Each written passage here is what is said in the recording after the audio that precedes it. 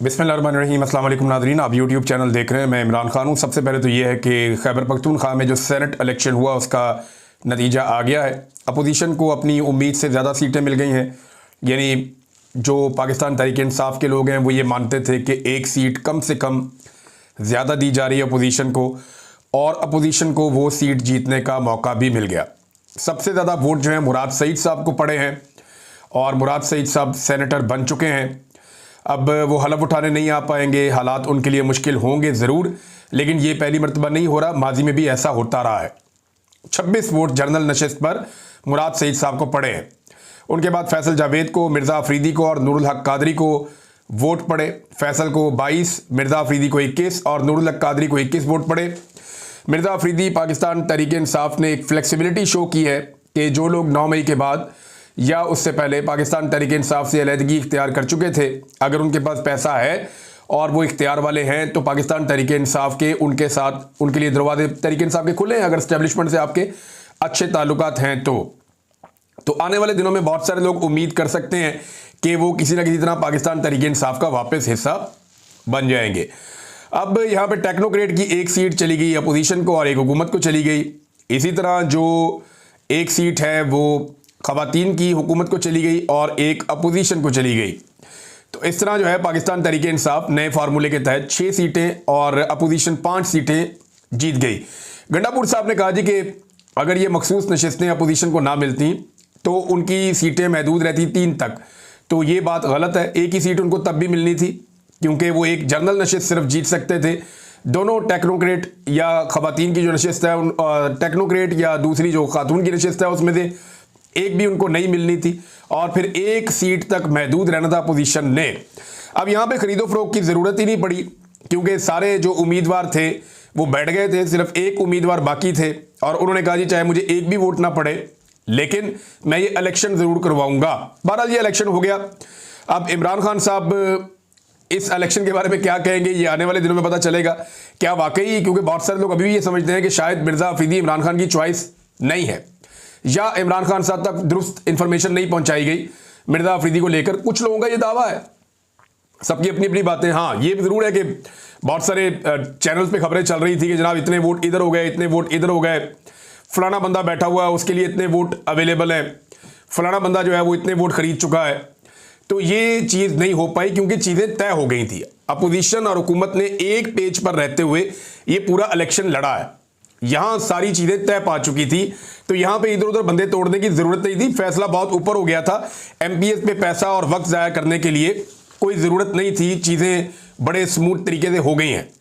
9 मई के हवाले से नाजरीन यहाँ पे एक पूरा एक पाकिस्तान तहरीक इंसाफ को एक भूचाल खड़ा करना चाहिए कि वो 9 मई जिसका बहाना बनाकर पिछले 2.25 साल से पाकिस्तान तहरीक इंसाफ को टारगेट किया जा रहा है, लगातार कुचला जा रहा है, उस 9 मई के मुकदमे का भुरकस निकल गया है। पूरा का पूरा पोस्टमार्टम हो गया अदालत के अंदर। अब अदालतें फैसले तो तहरीक इंसाफ के खिलाफ ही देंगी क्योंकि जजों ने जो फैसले लिखने होते हैं वो तो लिखने थोड़ी होते हैं, वो तो पढ़ने होते हैं। वो तो लिखे लिखाए फैसले आ जाते हैं जैसा दिखाई दे रहा है। अब इसमें जो है वो 9 मई के हवाले से पाकिस्तान तहरीक इंसाफ के अहम तरीन वकला हैं, उन्होंने चंद पॉइंट्स बनाए हैं, ये बड़े इंपॉर्टेंट हैं और वो ये बताते हैं कि ये नुकात इस पूरे मुकदमे को उड़ा कर रख देते हैं। नंबर 1 ये है, इसमें जो है वो अबूदर सलमान उन्होंने बड़ा काम किया, कुछ और वकला है उन्होंने सब ने मिलकर काम किया है, लेकिन ये मैंने उनसे ये सारी इंफॉर्मेशन हासिल की है। नंबर 1 मामला ये है कि 9 मई के मुकदमात की बुनियाद बनने वाला साजिशी दावा अदालत में नाकाम हो गया।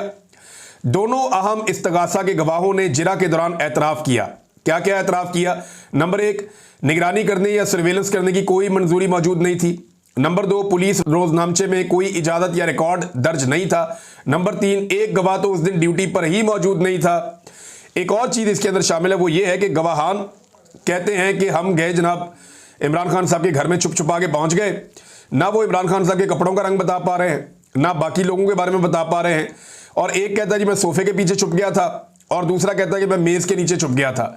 पाकिस्तान तहरीक इंसाफ को चाहिए था कि इमरान खान साहब के घर से वो मेज़ और सोफ़ा ले जाके अदालत में रख देते और वहाँ जाकर कहते कि जनाब इन गवाहों को कहें कि इसके नीचे और इसके पीछे छुप के दिखाएं।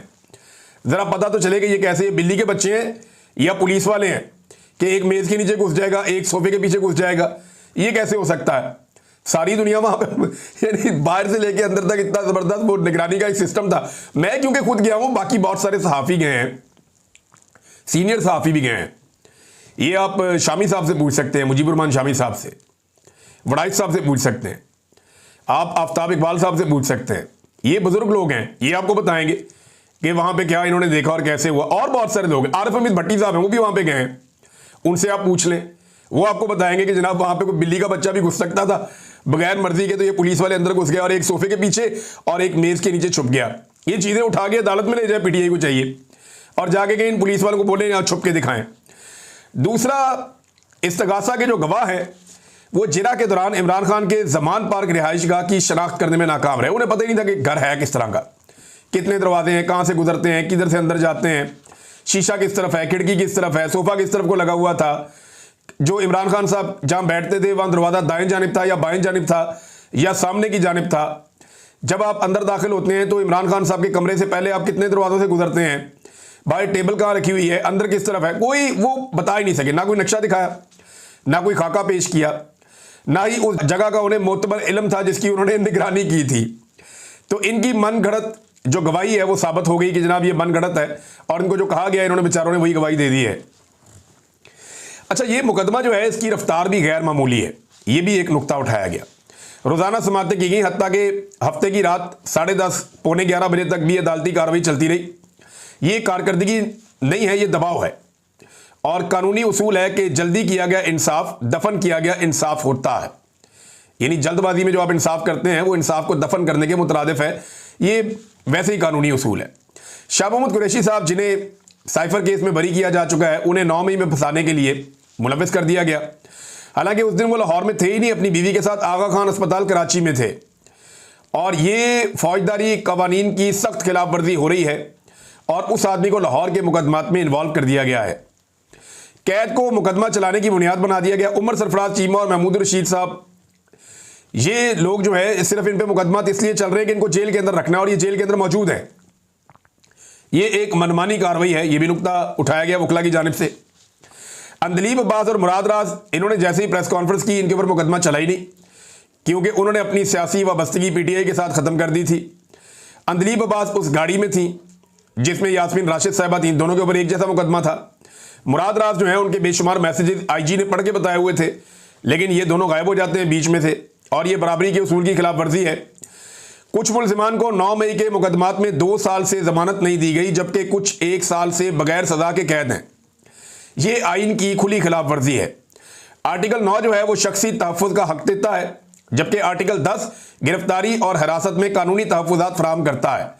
ये लंबी पेशगी कैद है, यानी प्री ट्रायल डिटेंशन है, ये जो कानून की खिलाफ वर्जी है, और ये बगैर ट्रायल के सजा दी जा रही है। तफ्तीशी अफसर ने दावा किया कि 9 मई के 30 दिन बाद शेरपाव पुल के करीब खुली जगह से वो डंडे और लाठियां उठाकर लाया, वहां से उसने बरामद किए। हालांकि उसने ये बात भी खुद तस्लीम की कि इस जगह रोजाना कंटोनमेंट बोर्ड सफाई करवाता है। अब ये बात तो अकल में आने से ही बाहर है ना, कि जहां पे रोजाना सफाई आती है वहां पे डंडे और लाठियां पड़ी हुई हैं, और वो वहीं पड़ी हुई है, कोई जनाब देखने वाला ही नहीं है, उठाने वाला ही नहीं है, और सफाई रोजाना की बुनियाद पे वहां पे हो रही है। तो ये शवाहिद की कानूनी हैसियत को बहुत बड़ा चैलेंज सामने आ गया है। अच्छा जी, एक और चीज है इसमें बड़ी इंपॉर्टेंट, इजाफी इल्जामात बगैर किसी बाकायदा इजाजत के शामिल किए गए हैं। जब भी कोई इल्जाम नया शामिल किया जाता है तो बाकायदा एक इजाजत ली जाती है, फिर वो इल्जामात शामिल किए जाते हैं, और इन इल्जामात के हक में किसी किस्म का कोई सबूत पेश नहीं किया गया, ज़बानी कलामी चीज़ें आकर बयान कर दी गई, एक कहानी सुना दी गई। ये कार्रवाई कानूनी इख्तियार से तजावज़ है और तरीक़ाकार के लिहाज से कालादम है, गलत करार दी जा चुकी है। कोर कमांडर हाउस जो कि मरकजी मकामात में से एक है, उसके आसपास कोई भी सीसीटीवी फुटेज अदालत में पेश नहीं की गई। बरियत देने वाले शवाहिद को छुपाना शफाफ ट्रायल के लाजमी उसूल यानी शवाहिद की फरामी की खुली खिलाफ वर्जी है। अच्छा जी, वाक़े के वक्त फौजी एहलकार इस इलाके में तैनात थे, लेकिन किसी भी फौजी को बतौर गवाह अदालत में पेश नहीं किया गया। ये इकदाम इस्तगासा की गैर जानिबदारी और तहकीकात की जो मुकम्मलपन है उस पर संगीन सवालात उठाता है। ये बड़ा सवाल है भाई, वहाँ तो फौजी मौजूद थे सर, तो फौजियों ने आगे गवाही क्यों नहीं दी? ये पुलिस वाले तो बेचारे बाद में कोई इधर से आ रहा है कोई उधर से आ रहा है, इनको पता भी कुछ नहीं है, ये गवाह बन रहे हैं। फौज का कोई एक भी एहलकार गवाह नहीं बना। ये क्यों हुआ, हालांकि अटैक तो वहां हुआ था। बुनियादी सवालात कुछ ऐसे हैं जिनका अभी तक जवाब नहीं दिया गया। सिक्योरिटी रुकावटें 9 मई वाले दिन क्यों हटाई गई, हुजूम को जमा होने की इजाजत क्यों दी गई, और सबसे आम सवाल सीसीटीवी फुटेज को क्यों छुपाया गया और वो कहां गई है। ये गफलत और बदनीयती की निशानदेही करता है मामला। मीडिया को मुकदमे के आखिरी मराइल की कवरेज से रोक दिया गया है। जो जेल के अंदर ट्रायल हो रहा है, अब मीडिया को इजाजत नहीं दी जाती कि वो उसकी जाके कवरेज करे, और ये ओपन जस्टिस के उसूलों की खिलाफ वर्जी है, और ये अमल पूरी दुनिया में कहीं पे भी काबिल कबूल नहीं है। इस बात के लिए कोई वाज़े कानूनी मेयार नहीं दिया गया कि किन अफराद का ट्रायल फौजी अदालतों में होगा और किन का इंसदाद दहशतगर्दी की अदालतों में होगा।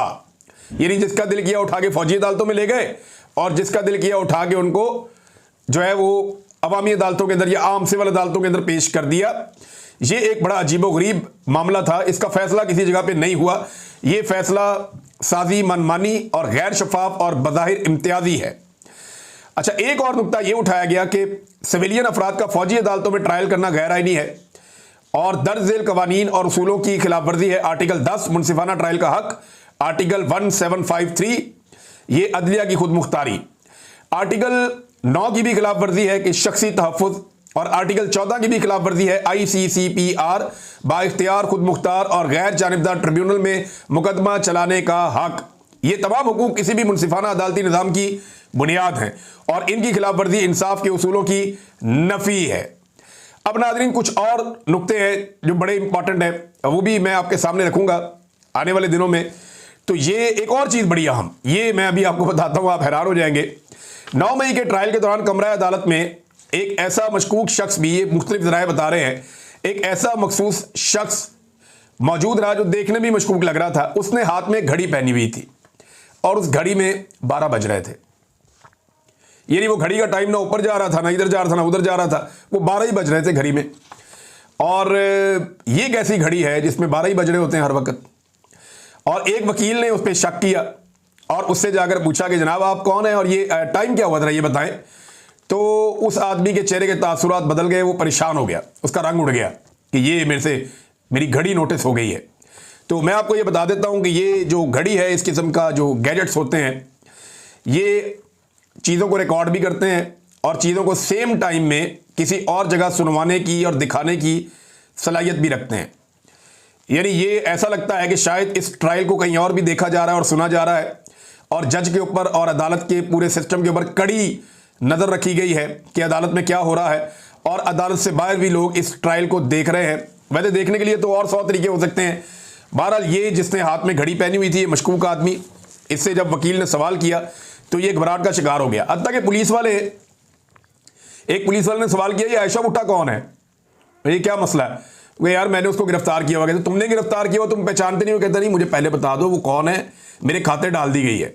ये पुलिस वालों की हालत है कि उठा के एजेंसियों वाले ले गए लोगों को, और बाद में पुलिस वाले उनकी शनाख्त करते फिरते थे जेलों में जा जाकर के, शक्ल दिखाओ हमने किस किस को गिरफ्तार किया है, यानी हमारे खाते कौन कौन सा पीटीआई का बंदा डाला गया, हमें शक्लें दिखाओ।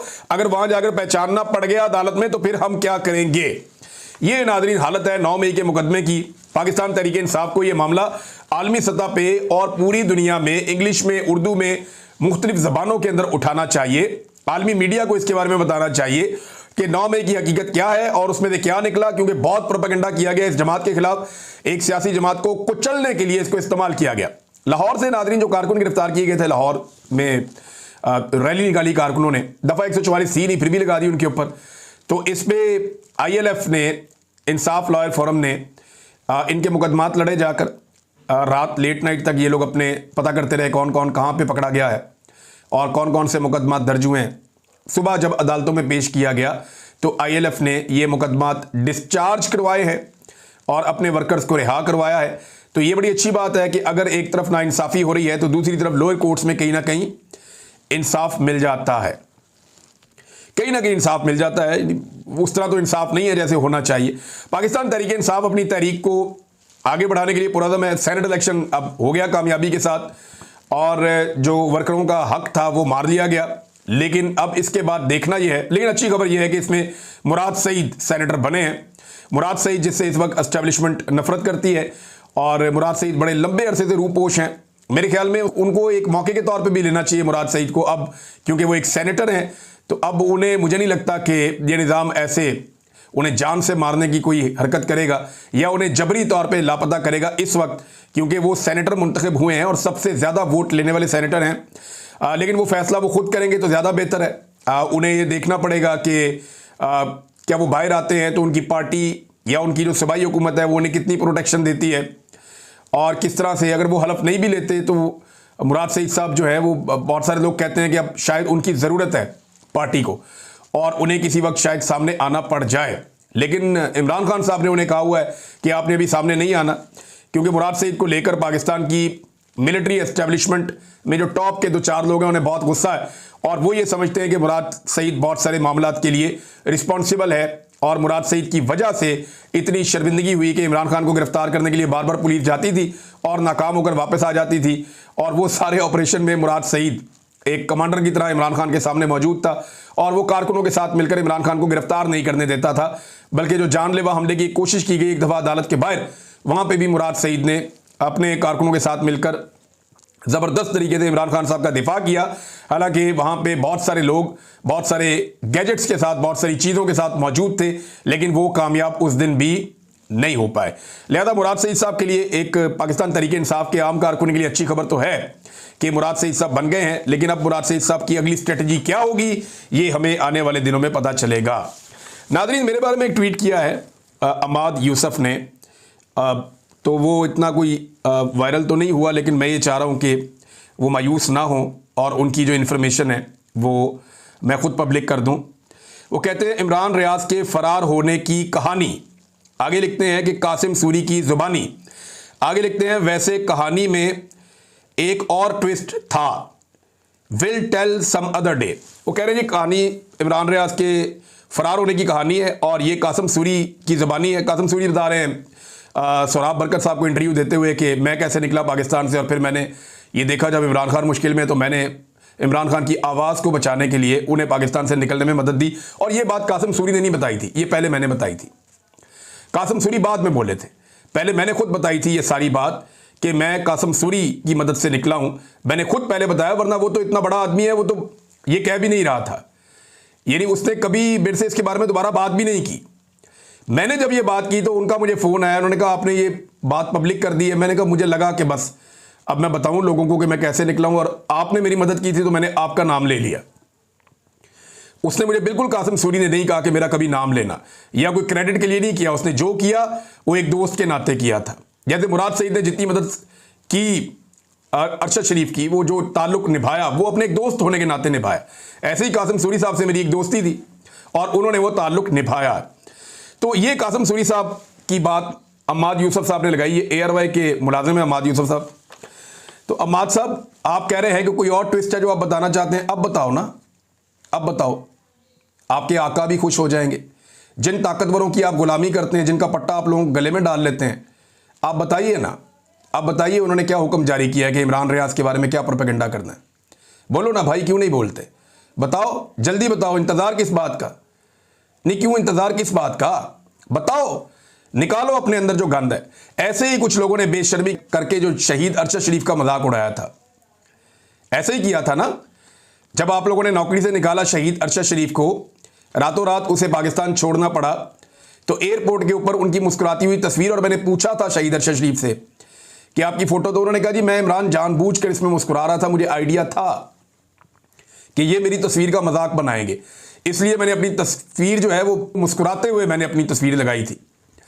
तो तब भी कई ऐसे गिद्ध हैं, लाशें नोचने वाले गिद्ध, मजाक उड़ाने वाले लोग, तब भी कुछ बेशर्मों ने यह कहा था कि वो पाकिस्तान से भाग गया और मजाक उड़ाया था अरशद शरीफ का। आज आप मेरा मजाक उड़ा रहे हैं, आप और कुछ नहीं कर रहे। पहले बहुत सारे लोग नंगे हो चुके हैं, आप भी अपने कपड़े उतार रहे हैं, तो कोई बात नहीं, उतारिए अपने कपड़े। देखिए, माजी में बहुत सारे लोगों ने बहुत सारी गलतियां की हैं, लेकिन आपने अपनी गलतियों से कुछ नहीं सीखा, आपने नहीं सीखा, और आप आज भी वही कर रहे हैं जो आप हमेशा से करने के लिए माहिर हैं। ताकत की पूजा, ताकत की पूजा करते हैं आप, और आप आज भी ताकत की पूजा कर रहे हैं। बताइए आपके ताकतवर आका क्या कह रहे हैं आपको कि इमरान रियाज के बारे में क्या कहना है, बोलो ना, बोलते नहीं। अब बोलो, बताओ, कोई नया झूठ घड़ो, कोई नई बात करो। आपसे पहले भी बहुत सारे गिद्ध बोल चुके हैं, बहुत सारी अजीब अजीब बातें कर चुके हैं। मेरा रब जानता है और मैं जानता हूं कि मैं किन हालात से गुजरा हूं। लेकिन कोई बात नहीं, बोलो, उतारो कपड़े, मजीद कपड़े उतारो, ताकि लोग आपका नंगापन देखें। और मेरा चैलेंज है कि बोलो। अहमद यूसुफ साहब ने बहुत ही मायूस किया है। हैरत हुई मुझे कि सिर्फ इसलिए कि एक दिन का बाइकआउट हुआ एयरवाई का, हालांकि ये सारी जमातें इतने इतने लंबे बाइकआउट करती थी एयरवाई का, इन्हें कभी तकलीफ नहीं होती थी। आज एक पॉलिटिकल पार्टी ज़ेरे अताब है, उनका लीडर जेल में है, ये कभी इमरान खान पे तनकीद करता है, कभी इमरान रियाज पे तनकीद करता है। ये लोग एक दिन अरशद शरीफ को भी बुरा भला कहेंगे। इन्होंने अरशद शरीफ के खून का फायदा उठाने की कोशिश की बेशर्मों ने, बेशर्मी की हद तक ये लोग गए। और अरशद शरीफ शहीद कैसे हुआ, जब ये खुरा निकाला जाएगा तो इसमें आपके भी हाथ जो हैं, आप क्लीन हैंड्स के साथ नहीं हैं, आपके हाथ साफ नहीं हैं। अहमद यूसुफ साहब, आप और आपके मालिकान ये सारे फंस जाएंगे जिस दिन इंसाफ होगा। और मेरा रब इंसाफ करेगा, देर बदेर इंसाफ जरूर करेगा। ये मामला ऐसे रुकेगा नहीं। नाज़रीन, एक बड़ी अजीबोगरीब किस्म की जो है वो खबर है, वो मैं आपको बाद में पहले बताता हूँ। दो खबरें और बड़ी इंपॉर्टेंट है। एक तो बारिश इस्लामाबाद में और रावलपिंडी में दोबारा हुई है और हर तरफ तबाही फैल गई, और गाड़ियाँ जो हैं वो बारिश के अंदर बहती हुई नज़र आ रही थी। जहाँ पे नए कंस्ट्रक्शन के मंसूबे बनाए जा रहे हैं वो सारे इलाके बह रहे हैं और बड़े पैमाने पर तबाही हुई है दोबारा। ये क्यों होती है? मैं आपको बार बार कहता हूं कि ये जो तामीराती मंसूबे गैर कानूनी तौर पे जिनको इजाज़त दी गई है, ये होता रहेगा मामला जब तक के पानी के पुराने रास्ते नहीं खोले जाएंगे। जब आप पानी के पुराने रास्ते जो सदियों से चल रहे हैं उन्हें बंद कर देते हैं, तामीराती प्रोजेक्ट्स वहां पे बना के पैसा कमा लेते हैं, तो पानी फिर नए रास्ते ढूंढता है। और जब पानी नए रास्ते ढूंढेगा और उसको नहीं मिलेंगे तो वो आबादियों में दाखिल होगा, वो तबाही फेरेगा। और वो तबाही अब हम होती हुई देख रहे हैं। नाज़रीन, वो बलोच सरदार भी गिरफ्तार हो गया है जिसने ये जुल्म और जबर किया था, जिसके फैसले पे ये जुल्म और जबर हुआ था, बलोचिस्तान वाला। और ये सारी खबर मेरे सामने मौजूद है। नाज़रीन, ये सरदार शेरबाज है जिसे गिरफ्तार किया गया है और इसको हथकड़ी भी नहीं लगाई गई और अदालत ने इसका 1-2 दिन का रिमांड दिया, 2 दिन का कह रहे थे। हालांकि ना इसके मुंह पे काला कपड़ा डाला गया, इतना बड़ा दहशतगर्दी का वाक़या किया है। तो सियासी मुखालफिन को जैसे ये रियासत कुचलती है, लेकिन यहाँ पे इस सरदार के खिलाफ जिसने सरेआम कत्लेआम का हुक्म जारी किया और इसको मरकज़ी मुलजिम के तौर पे गिरफ्तार किया गया है, इसके साथ जो रियासत का सलूक है वो हैरान कुन है। इन्हीं में हैरान हो रहा था। और जो सलूक किया जा रहा है जबरी तौर पे गुमशुदा अफराद की बाजियाबी के लिए जो लोग एहतजाज कर रहे हैं, ज़रा एक छोटी सी वीडियो देख लें, आपको समझ आ जाएगी वो बारिश के अंदर ख़वातीन और बच्चियाँ कैसे बैठी हैं, वो नौजवान, वो बुज़ुर्ग कैसे बैठे हैं बारिश के अंदर, वो इंतज़ार कर रहे हैं। ये आप वीडियो देख रहे हैं साथ में, ये लोग इंतज़ार कर रहे हैं कि रियासत इन्हें इंसाफ देगी, लेकिन इन्हें एक तंबू लगाने की इजाज़त नहीं है। ये सड़क पे बारिश में बैठे हैं, नीचे भी पानी बह रहा है, ऊपर से आसमान से बारिश बह रही है और इस्लामाबाद में बारिश से तबाही भी हो रही है। हम अपनी तबाही को खुद दावत देते हैं जब हम जुल्म करते हैं, जबर करते हैं, फस्तायत करते हैं और उसके खिलाफ कोई बोलता ही नहीं, कोई खड़ा भी नहीं होता। और बलूचिस्तान हाई कोर्ट ने इसके ऊपर सो मोटो ले लिया है। तो बलूचिस्तान हाई कोर्ट के चीफ जस्टिस को कोई जाकर बताए कि 26वीं आईनी तरमीम के बाद आपका सो मोटो का इख्तियार ख़त्म हो गया है, बिला वजह आप इस तरह उछल कूद ना करें। अब तक के लिए इतनी, अपना ख्याल रखिएगा, अपने इस चैनल का भी। अल्लाह हाफ़िज़।